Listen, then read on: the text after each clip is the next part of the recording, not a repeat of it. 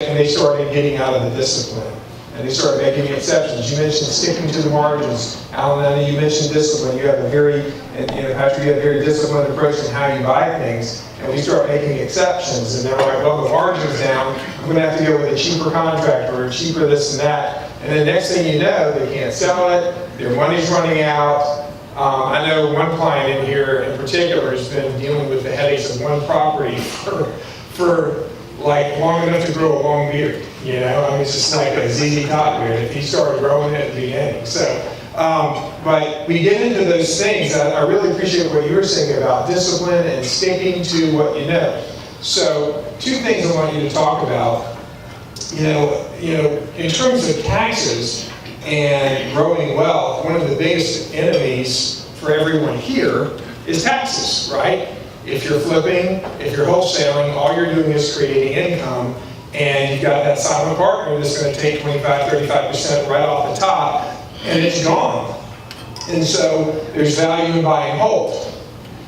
Because if you have a buy and hold, you have all kinds of abilities to take advantage of taxes. By the way, if you do not have an accountant who is also doing real estate investing, and you're a real estate investor, you can ask any of my clients. That's the first thing I say, we got to change that. But how do you think about buy and hold in an environment where it's volatile? How do you think about that? Secondly, and this is what I'm hearing more and more, I'm seeing fairly newer investors who maybe done 5 to 12 deals, and now they're wanting to change up. And that makes things difficult because you haven't established a discipline or even a rut yet. And they're like, well, I'm going to go from this into multifamily. I'm going to go into prefab housing or whatever. Making these changes in an environment like that, does that concern you? Can y'all speak to that? Just buy and hold and kind of changing your strategy? Because I tell my clients, look, if you don't know how to go from like a house to a multifamily, it's just not the same, right? So how do you speak to that? So part of my short-term strategy, so I'm also building a sports facility here in the Atlanta area. And what I try to do is couple that with all the sports participants that are coming into the area. Soccer teams, football teams, volleyball teams, cheer, gymnastics, things of that nature.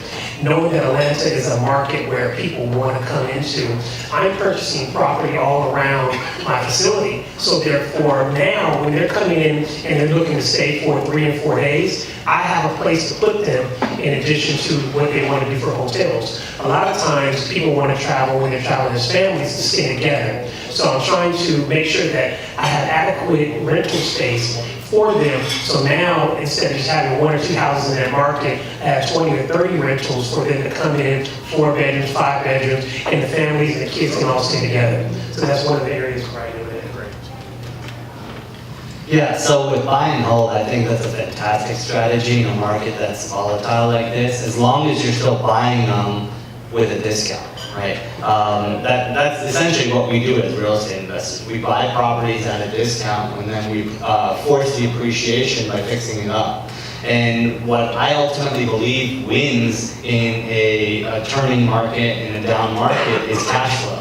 I'm in the mastermind, and last week we had Grant Cardone on it. I know you're a big fan of Grant Cardone, so if you guys don't know who Grant Cardone is, just Google it, right? So he was talking about very much, he lived through that recession, and what he said totally made sense, which was, just take your equities and reallocate it, right? So get out of places where you just have your cash tied up and then reallocate it, not in other flip opportunities, but in other rental types of opportunities. So places where you can buy cash flow, essentially. So I love the buy and hold strategy. In fact, we are starting to move into that through a few other channels. One of the channels we're starting to look at right now is tax liens. Now, tax liens, yes, it's going to take a year and let's say 3 to 6 months to for it to come to fruition where we could take the property back. But our basis is going to be so low that we can, fix it up and then put a renter into it and then move through the recession with fair ease. right? So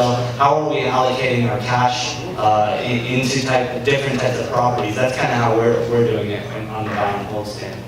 And also, obviously, that People changing their strategy in the in market. the middle of the market. So changing your strategy in the middle, you know, getting out of the flipping business is not a fast process, right? We've been kind of planning on getting out since the middle of 2017. It's just been incremental. Yeah, we've been very incremental because we realized, okay, we have 15 projects on our table right now. It's going to take us time to reduce our inventory. And meanwhile, we're also still buying inventory. Like I said, you know, we're still buying inventory that we can get in and out of in about 4 to 6 months. So we need to scale down slowly so as to ensure that, you know, we can still sustain our overhead costs, et cetera. So making a switch like that, how do you do it? I think that you have to come up with a strategy wherein you reallocate certain profits that you're making on a per deal basis and start getting into buy and hold if that's something you want to do, or lending or what have you. So we've started doing short-term lending as well. You know, that I was talking to Patrick about this right before we started. You know, we're doing these 30-day loans or 60-day loans wherein people are coming in and they say, hey, you're wholesaling a lot of property, what do you do? And I tell them, listen, I take them down sometimes and then I'll resell them. Right? Because there are people out there willing to pay. Now, ideally, I would prefer not to take them down at all and just flip the contract, but that's not always possible if I have to close in 2 or 3 days, right? So when it comes to switching strategies, I think ultimately what it comes down to is that I think people just approach the business, especially as they're starting out, or you know, even 5 or 10 deals in, that they're just like, okay, I want to pick up anything that I can flip. Right? It doesn't matter where it is, what's going on with it. We're very focused on the type of properties that we're looking for. Like right now, I'm unwilling to do flips in Decatur 30032. Why? Because it's an oversaturated market for flips. There's a tremendous amount of inventory of renovated fix and flip houses over there. So what are we doing? We've decided that doesn't fit our model. Now, does that mean that if a lead comes onto our table and a profitable opportunity comes up, we're not going to do it? No. What it means is we just define our strategy differently. So perhaps that's going to turn into a buy and hold or a wholesale deal. The last thing I'm looking at is rehabbing this property, simply because I know I'm going to be competing against 30 other people that have rehabbed the property within a quarter-mile radius. So when it comes to different strategies, I love this strategy that Patrick was talking about Airbnbs as well. You know, so short-term rentals is on the rise, and there's some new legislation they're trying to pass to regulate that. With regulation, I believe, comes some sort of belief by the public that, hey, this is actually here to stay. Otherwise, it wouldn't be regulated. I think it would just be outlawed. Right? If you look at multiple things throughout the course of U.S. history, as regulation has come about, there's been stability that's been presented to that market or that industry. So it's something like that's how I kind of think about it.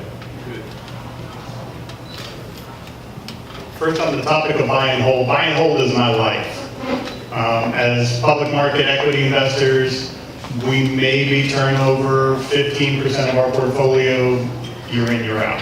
Most everything that we own for the long term. The reason we own it is because we know that based on the parameters that we invest under, we know how it's going to perform in up markets. We know we're going to underperform in an up market, which I've always had clients worried about. You know, you were 2 points behind the market, and we were only up 18%, and the market was up 20%. But none of my clients has ever complained that we're only down a third of what the actual market's down. So buy and hold is something that we very much live by. Just a quick question to the audience.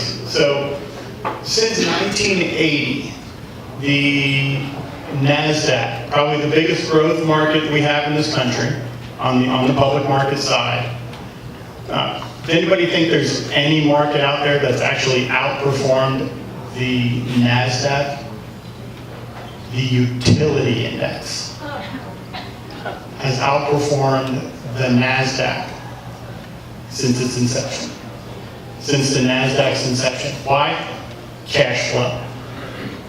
And that goes to the heart of every one of your real estate investments. Cash flow.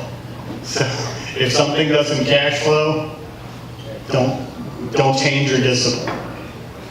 And then when you talk about changing strategies, Well, changing strategies at the height of the market. well, I think changing strategies at the height of a market or during the market, first thing you're doing is you're stepping outside of your discipline, which all three of us have talked about. Discipline is key.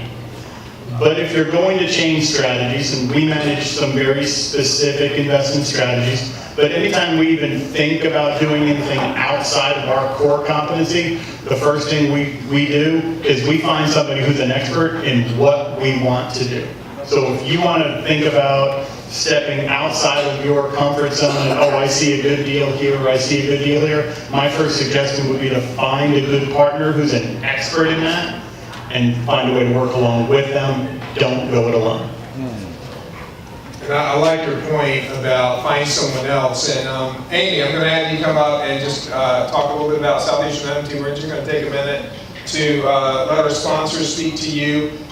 Before I ask the big question is there going to be a market correction? And back up your answer. But I'm going to have Amy come up and talk about Southeastern Home Team, Kenneth as well. And is Todd, are you still here?